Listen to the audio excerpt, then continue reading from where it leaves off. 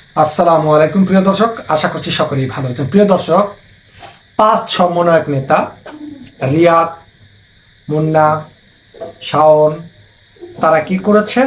গুলশান সাবেক এক এমপির বাসায় চাঁদা তুলতে গিয়েছিলেন এবং চাঁদা তুলতে গিয়ে পুলিশের হাতে গ্রেপ্তার হয়েছে। দর্শক, এর আগে সেই এমপিকে তারা ব্ল্যাকমেল করে 10 লক্ষ টাকা চাঁদা আদায় করেছিলেন। তারা বিভিন্ন জায়গায় তারা চাঁদা তুলেছেন এবং বিভিন্ন যে কনস্ট্রাকশন, যে বিল্ডিং বাড়ির কাজ হয় সেখানকার যে ইঞ্জিনিয়ার থাকে সেগুলো জায়গা থেকেও তারা চাঁদা আদায় করেছেন, এমন প্রমাণ মিলেছে। অতঃপর 10 লক্ষ টাকা তারা ওই বাসা থেকে একবার চাঁদা নিয়েছেন, আবারও চাঁদা তুলতে গিয়েছেন, এবার দাবি করেছেন 50 লক্ষ টাকা চাঁদা দিতে হবে। তখন কি করেছেন সেই সাবেক এমপি, তিনি পুলিশের সাথে যোগাযোগ করেছেন এবং থানা থেকে পুলিশ এসে তাদেরকে হাতে নাতে গ্রেপ্তার করেছেন। মোট 5 জন আটক।